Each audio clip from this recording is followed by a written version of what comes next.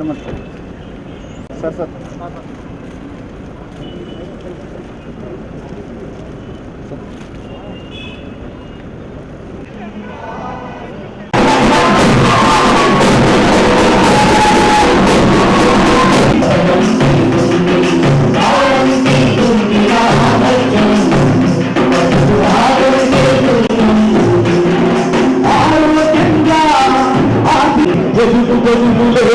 ఇల్లు ఆగమైపోతుంటే సబలిస్తున్న కుటుంబాలు ఎన్నో మద్యం తలెక్కేస్తున్న గ్రామాలెన్నో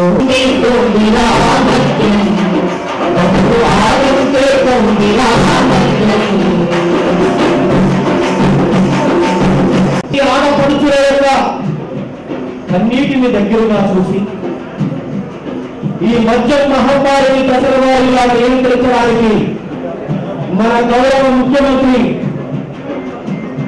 వైఎస్ జగన్మోహన్ రెడ్డి గారు మద్య నియంత్రణలో అడుగులు వేస్తామని ఏనాడో పిలుపునిచ్చారు. గట్టిగా చెప్పండి.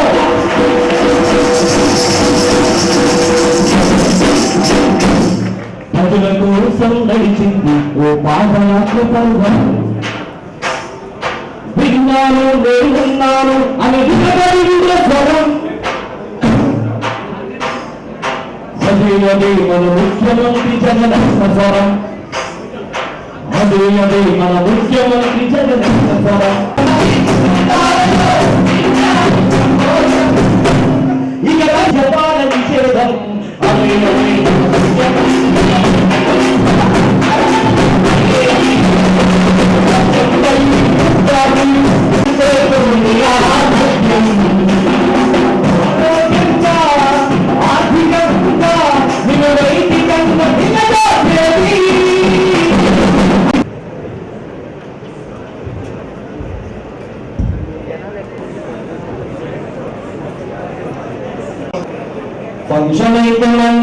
చేసిన రాష్ట్ర హోంశాఖ మంత్రులు మేకతోటి సుచరిత గారిని వేదికకు రావాల్సిందిగా సాధారణ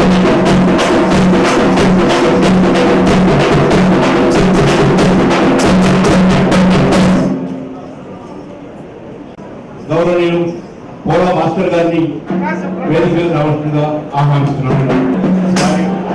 ప్రకాశ్ జిల్లా సూపరింటెండెంట్ ఆఫ్ పోలీస్ వేదికకు రావాల్సిందిగా కోరుతున్నాను.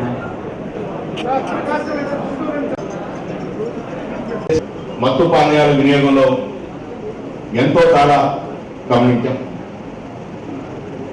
గతంలో ఒక వ్యసనాన్ని యువత ఈ వయసు చూడని వాటికి లోనవడానికి ఉండే వయసు. ఈ వయసులో విద్యార్థులకి యువతకి మద్యము మత్తు పానీయాల యొక్క అనంతరాన్ని దుష్ఫలితాన్ని మంచి కళారూపాల ద్వారా మంచి ఉపన్యాసాల ద్వారా చర్చల ద్వారా వారి దృష్టిని తీసుకెళ్తే వారు సన్మానంలో రాగలిగితే భారతదేశం ప్రపంచంలో ఒక అగ్రగామిగా అభివృద్ధి కావడానికి అవకాశం ఉంది. దాదాపు 54% మంది ప్రజల్లో మనకున్న ప్రజల్లో 54% మంది యువత ఉండటం అనేది ఒక గర్వకారణం. ప్రపంచంలో ఏ దేశంలో లేనంత అత్యధిక సంఖ్యలో యువత ఉంది. ఆ యువతను మనం సమాన మార్గంలో పెట్టగలిగితే, ఆ యువతకి నైపుణ్యాలు అందించగలిగితే, ఆ యువత మంచి భవిష్యత్తు కోసం ఏకాగ్రతతో కృషి చేసే ఆ తపస్సుని ఆ యజ్ఞాన్ని వాళ్ళు కల్పించగలిగితే తప్పనిసరిగా భారత సమాజం అభివృద్ధి. స్వాతంత్ర ఉద్యమ కాలంలోనే గాంధీజీ లాంటి పెద్దలు మద్యపానానికి వ్యతిరేకంగా పెద్ద ఎత్తున ఉద్యమించారు. మద్యం ద్వారా ఆదాయం పొందడం అనేది ఒక పాపం అని చెప్పారు. మద్యపానాన్ని పెంచితే యువత నిర్వీర్యం అయిపోతుందని తెలియజేశారు. గాంధీజీ కాశ్మీర్ నుంచి కన్యాకుమారి దాకా అనేక ప్రాంతాల్లో తిరిగి ఈ సమాజం ముందుకు పోవాలంటే మద్యం లేని సమాజం కావాలని కోరుకున్నాడు. అనేక మంది పెద్దలు కృషి వల్లనే మనం స్వాతంత్రం పొందాము. 70 సంవత్సరాలు గడిచింది. ఈ 70 సంవత్సరాల్లో మనం అనేక మంచి వైపు పురోగమించాం. కానీ ఈరోజు మరో కోణం మనం పరిశీలిస్తే ప్రపంచంలో అత్యధిక మంది నిరుద్యోగులు ఉన్న దేశం భారతదేశం. ప్రపంచంలో ఉన్న ప్రతి ఇద్దరు పేదవాళ్ళు ఒక పేదవాడు భారతదేశంలో ఉన్నారు. ప్రపంచంలో ఉన్న ముగ్గురు నిరక్షరాస్యులు ఒక నిరక్షరాస్యుడు భారతదేశంలో ఉన్నాడు. అంటే ప్రపంచంలో సుమారు 200 దేశాలు ఉంటాయి. 200 దేశాల్లో ఉన్న పేదవాళ్ళలో సగం మంది ఒక భారతదేశంలో ఉంటామంటే మనం ఇంకా ఎంత కనబడి ఉన్నామో అటు ఈ సామాజిక ఉద్యమాల్లో పనిచేస్తూ ఉన్నాం. పేదరికం నుంచి విముక్తిగా మార్గం అతన్ని మత్తులో ఉంచుతాం. ఈరోజు ఈ పోలీస్ కళ్యాణ మండపంలో అవగాహన సభలు ఏర్పాటు చేశారు. మద్యం కానీ మత్తు పానీయాలు కానీ సమాజం మీద ఏ రకమైనటువంటి దుష్పరిణామాన్ని కలిగిస్తున్నాయి. ముఖ్యంగా సమాజంలో డైనమిక్ రోల్ పోషిస్తున్నటువంటి యువత అటు మద్యానికి ఇటు మత్తు పానీయాలకి అలవాటు పడి వాళ్ళ జీవితాల్లో అగమ్య గోచరంగా తయారై ఈ రోజున ఎంతో మంది అటు తల్లిదండ్రులకి ఇటు సమాజానికి కూడా వాళ్ళు భారమై వాళ్ళకంటూ ఒక జీవిత గమ్యం లేకుండా ఎంతో మంది ఆ స్థితిలో ఉండడం మనం చూస్తున్నాం. ఈ విషయాన్ని దృష్టిలో పెట్టుకుని రాష్ట్ర ప్రభుత్వం ముఖ్యంగా మద్యాన్ని దశల వారీగా నిషేధించాలి, ఆ క్రమంగా చర్యలు తీసుకునే విధంగా ప్రభుత్వం ముందుకు వెళ్తూ ఉంది. దాంట్లో భాగంగానే గతంలో ప్రైవేటుగా నడిచే మద్యం దుకాణాలన్నింటినీ కూడా బంద్ చేసి ఈ రోజున ప్రభుత్వమే తక్కువ స్థాయిలో దుకాణాలు మెయింటైన్ చేస్తూ నియంత్రణ చేయడానికి వీలుగా పాలసీలు తయారు చేయడం జరిగింది. ఒకవైపు మనం మద్యం మత్తు పానీయాల సరఫరాను నియంత్రణ చేసుకుంటూ రెండో వైపున ఎవరైతే వినియోగం చేస్తారో వాళ్ళ పట్ల కూడా మనం శ్రద్ధ పెట్టి అవగాహన కల్పించినప్పుడే అది సాధ్యమవుతుంది. అందుగురించే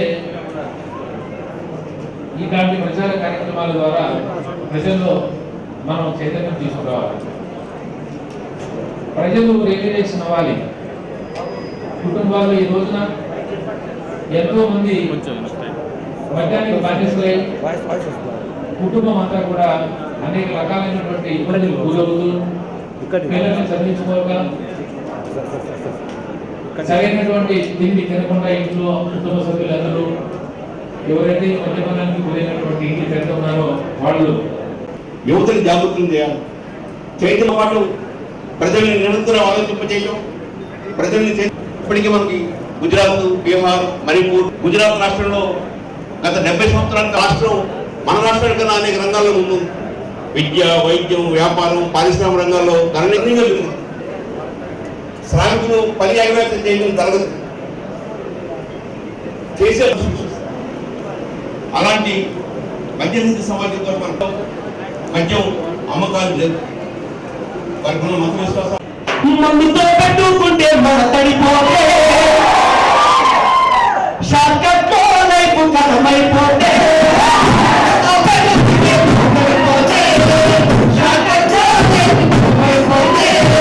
చొరైతే మందు టెన్షన్ అయితే మందు ఏది ఏమైనా ఉండాలి మందు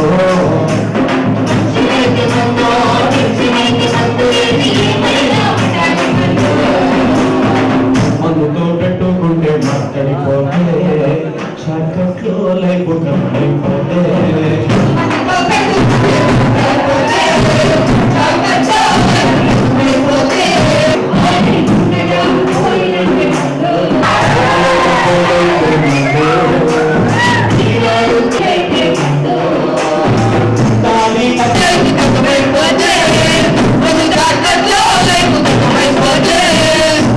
బ్రదర్ ఆల్కహాల్ జోలుకెళ్ళకుంటే బెటరు.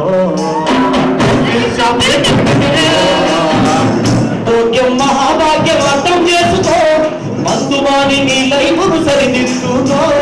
ఆరోగ్యం మహాభాగ్యం అర్థం చేసుకో.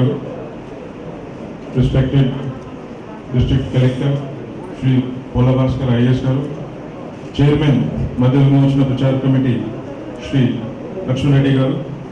అండ్ కానీ ఇది ఒక మంచి అవకాశంగా తీసుకోండి. ఈరోజు ఇక్కడ ఒక సోలెమ్, ఒక సీరియస్ సందర్భంలో కూడా, అదేవిధంగా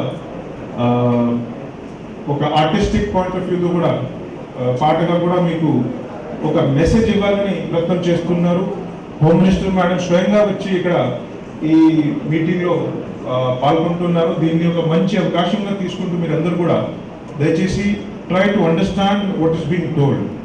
ఈ అంతా కూడా బాగా ఏర్పాట్లు బాగున్నాయి, మనమందరూ కూడా సరదాగా ఉన్నాము, everybody smiling, it's all positive environment. కానీ దీంట్లో ఉన్నటువంటి మెసేజ్ చాలా సీరియస్ మెసేజ్ ఒకటి ఉంటుంది. ఇట్స్ అ వెరీ వెరీ ఒక కీలకమైన లైఫ్ లెసన్ ఉంటుంది. అది మీరందరూ కూడా ఈరోజు దాన్ని అర్థం చేసుకుంటే, దాన్ని గుర్తుపెట్టగలిగితే బాగుంటుంది. మీకే బాగుంటుంది, మీ కుటుంబ సభ్యులందరికీ బాగుంటుంది. మీరు బాగుంటే తర్వాత ఖచ్చితంగా society will also prosper, because you are the future. మీరు you are the future of the society, you are the leaders of the future leaders of the society. So దయచేసి అది మెసేజ్ని మర్చిపోకండి. ఇది అంతా కూడా దాని ఒక మెసేజ్ కోసం మనం ఇక్కడ పెట్టుకుని ఉన్నాము. ఇంతగా ఆల్రెడీ చైర్మన్ గారు బాగా మంచిగా చెప్పినట్టున్నారు. ఇంతగా మా గౌరవ కలెక్టర్ గారు కూడా చాలా ఎక్సలెంట్ గా కీలకమైన పాయింట్స్ అన్ని చెప్పినట్టున్నారు. కాబట్టి there is no point in me repeat. Sujatha గారు సరదాగా ట్రై చేద్దామని ఉద్దేశంతో స్టార్ట్ చేస్తే సీరియస్ అడిక్షన్ వైపు వెళ్తారు. అదేవిధంగా ఆల్కహాల్ ఒక్కసారి మీకు అలవాటు అయిపోతే there after the next step is all the other drugs. Already ఇప్పటికే కొంతవరకు అది మనం గమనిస్తూ ఉన్నాము. కాలేజెస్లో, వేరే పట్టణాల్లో ఈ గంజాయి అండ్ అదర్ శానిటైజర్స్ ఈ మధ్యన అది ఒక వేరే సందర్భంలో మనం చూసాము. నేను ఇందాక చైర్మన్ గారు చెప్పినట్టు ఈవెన్ చివరిగా ఈ క్లీనింగ్ ఫ్లూయిడ్స్ని కూడా యాజ్ అ డ్రగ్ వాడుకోవడం మనం చూసాము.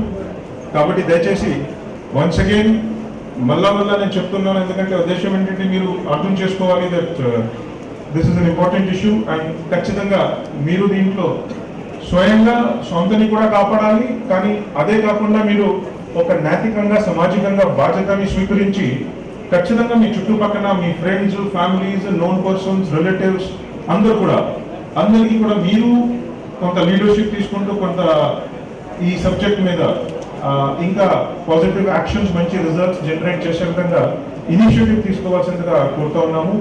మా government, this government of Andhra Pradesh is very very serious on all these accounts, whether it is drugs, whether it is alcohol, all the social vices.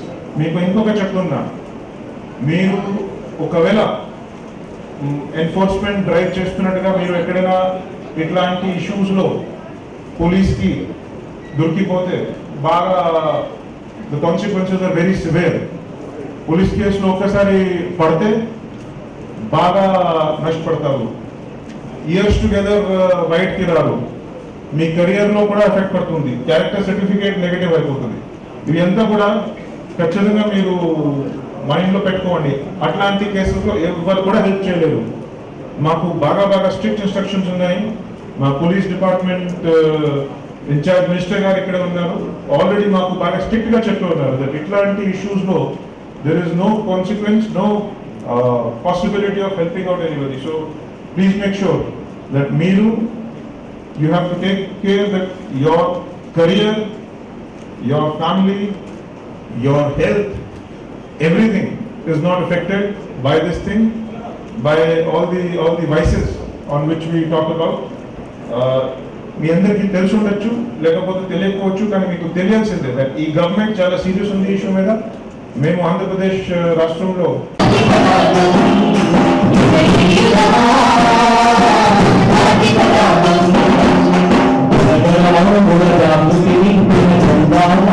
చెప్పుకొని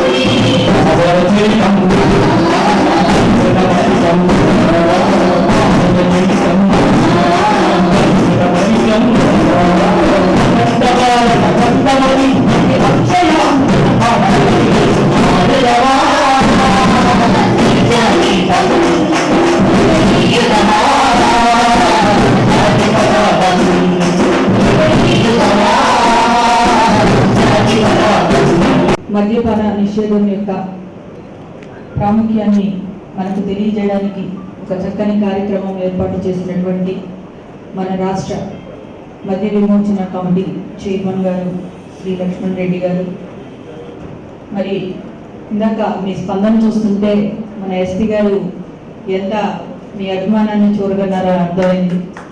అలాగా ఒక స్ఫూర్తి ఎస్పీ గారు సిద్ధార్థ కౌశల్ గారు, అడిషనల్ ఎస్పీ గారు రవిచంద్ర గారు, ఇచ్చేసినటువంటి ఇతర అధికారులకు, పెద్దలకు, మీడియా వారికి నా హృదయపూర్వక నమస్కారం. అలాగే విద్యార్థులకు నా శుభాకాంక్షలు తెలియజేస్తా ఉన్నాను. మనకు స్వాతంత్రం వచ్చిన దగ్గర నుండి మనం అనేక మార్పులు చూసాం. అలాగే మద్యపానం వినియోగంలో కూడా అప్పటి నుండి ఇప్పటి వరకు చాలా మార్పులు వచ్చినాయి. గతంలో ఏంటంటే ఎవరైనా మద్యం తాగితే వాళ్ళని సమాజం ఒక దోషిలాగా చూసేటువంటి పరిస్థితులు గతంలో ఉండేవి. ఇప్పుడు చూస్తే ఎవరైనా మందు తాగకపోతే వాడు దోషి అన్నట్టు చూసేటువంటి పరిస్థితులు ఈ రోజుల్లో ఉన్నాయి. మనం చూస్తూ ఉంటాం, పిల్లలు కాలేజీలకు వెళ్తూ ఉంటారు. అక్కడ ఎవరో ఒక 5 6 కాలేజ్ మొత్తం మీద వాళ్ళకి చదువు అంటే పెద్ద ఆసక్తి ఉండదు.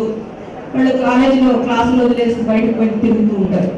వాళ్ళు వెళ్ళి వాళ్ళకి 4-5 దురలవాట్లు అలవాటు అవుతుంది. ఆ అలవాటు అయిన వాళ్ళు ఏం చేయాలంటే మళ్ళీ ఒక 10 మందిని చెడగొట్టాలి. అరే మనం బాగుపడలేదు, పక్కన వాడు ఎందుకు బాగుపడాలి, వీటికి కూడా మనం అలవాటు చేస్తే బాగుంటుందని చెప్పేసి వాళ్ళని కూడా కూర్చోబెట్టి తాగించే పరిస్థితులు మనం ఈరోజు చూస్తూ ఉన్నాం. అంటే గతానికి ఇప్పుడు ఎంత మార్పు వచ్చిందని చెప్పడానికి నేను చెప్తా ఉన్నాను. అంటే ఇదివరకు సినిమాలు, పాత సినిమాలలో చూస్తే మీరు పాత సినిమాల్లో హీరోలలో ఉండేవాళ్ళు ఏమి ఉండేవి కాదు, ఏ అలవాటు లేకపోతే హీరో అన్నట్టు. ఇప్పుడు సినిమాలు కూడా మీరు చూస్తూ ఉంటారు.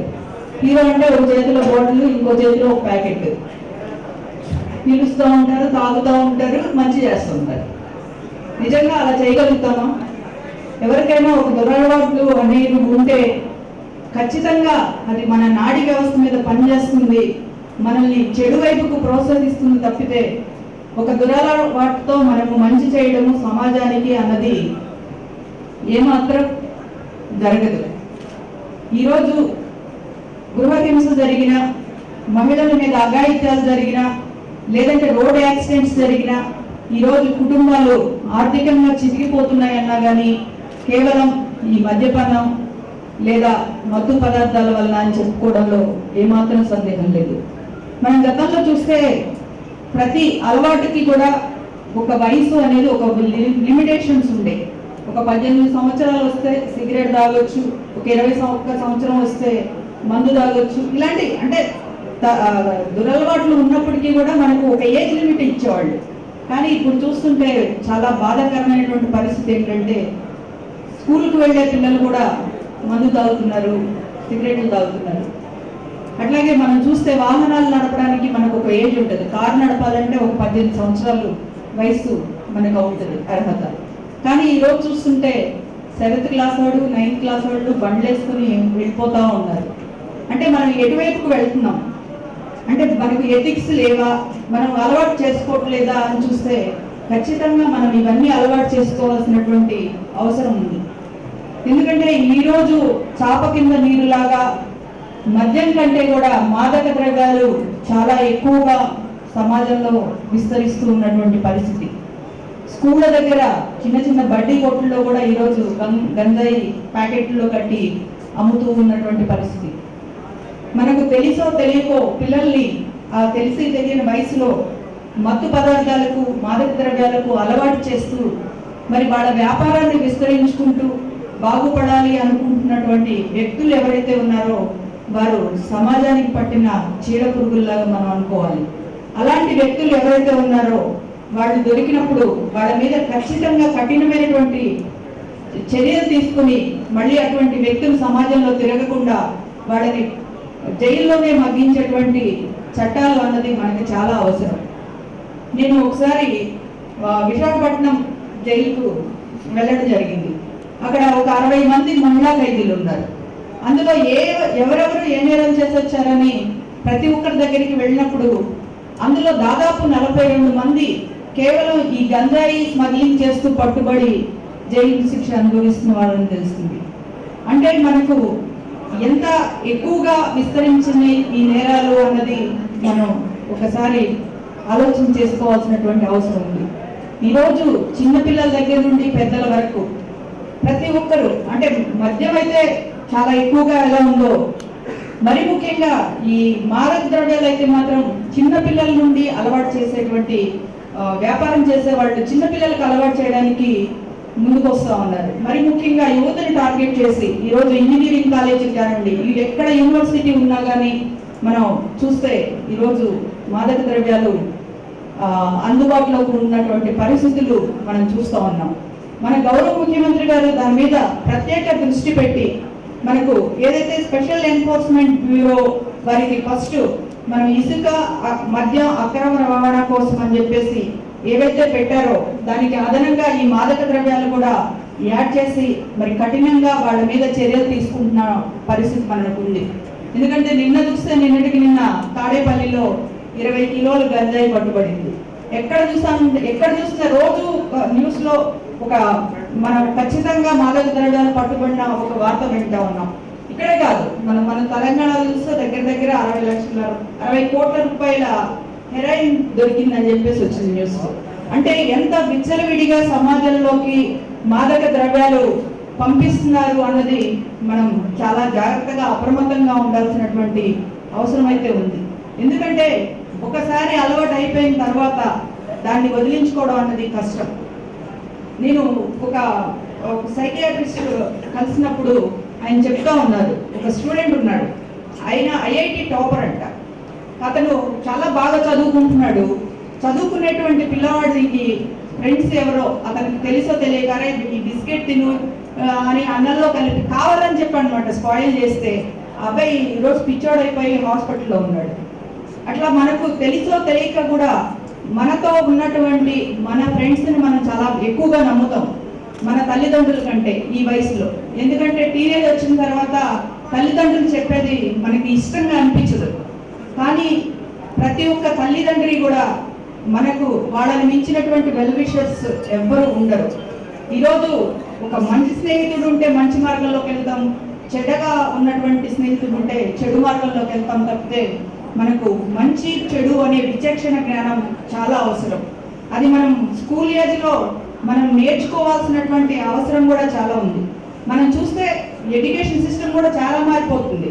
ఇదివరకు ఏంటంటే పాఠశాలలో మనకు ఒక మోరల్ సెక్షన్స్ ఉండేవి, కనీసం మోరల్స్ ఎలా ఉండాలి, మన సొసైటీలో ఎలా బిహేవ్ చేయాలి, ఇలాంటివన్నీ కూడా మనకు తెలిసాయి స్కూల్ స్టేజ్లో. కానీ ఇవన్నీ అయిపోయి ఓన్లీ మ్యాథ్స్, ఫిజిక్స్, కెమిస్ట్రీ తప్పితే ఏముండట్లే.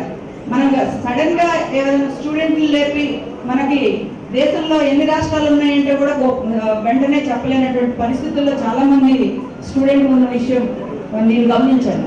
ఇవన్నీ ఎందుకు చెప్తున్నా అంటే సమాజంలో మార్పు రావాలి అంటే అది కేవలం ఒక పోలీస్ డిపార్ట్మెంటో లేదంటే ఒక ఎన్జిఓ ఆర్గనైజేషన్స్ చేసేది కాదు. ప్రతి ఒక్క వ్యక్తి కూడా ఈ సమాజంలో పరివర్తన నా బాధ్యత అని ఒక సామాజిక స్పృహ ప్రతి ఒక్కరికి వస్తే తప్పితే మనం కొన్ని చట్టాలు చేసినా కానీ దానివల్ల ఫలితాలు ఉండవని చెప్పేసి నేను అనుకుంటా ఉన్నాను.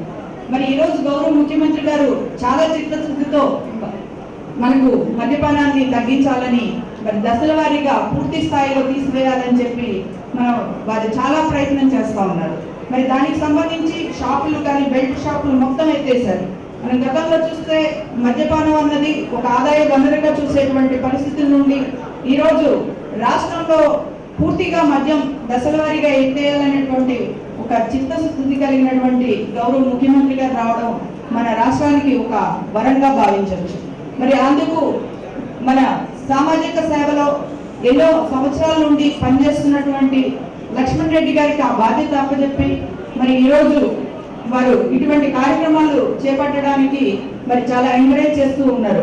మరి కేవలం ఇక్కడే కాకుండా మన గ్రామ సచివాలయ వ్యవస్థలో ఈరోజు మీరంతా ఒక బృందంగా ఏర్పడి ఆ ఊర్లో ఉన్నటువంటి ఒక కాలేజెస్లో కనీసం ఒక అవేర్నెస్ క్యాంప్ ఇలాంటివి కండక్ట్ చేస్తే మనకు కనీసం కొంత అవగాహన పెంచుకుంటే దాంట్లో ఉన్నటువంటి మంచి చెడులు అంటే మంచి వైపు గుడ్ హ్యాబిట్స్ బ్యాడ్ హ్యాబిట్స్ అంటారు. అంటే మంచి మనం తీసుకోవాలి, చెడు వదిలేయాలి. మరి చెడు వదిలేయాలి అంటే ఆ మంచి చెడు విచక్షణ మనకు ఖచ్చితంగా ఉన్నప్పుడే మనం అలాంటి పని చేయగలుగుతాం.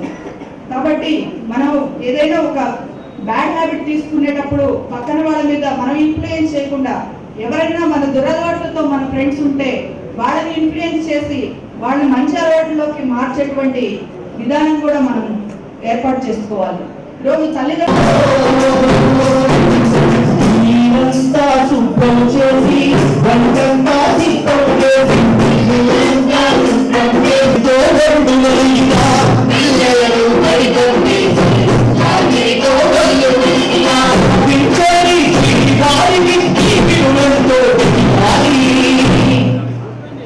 ఒక్క రోజులు బద్దకి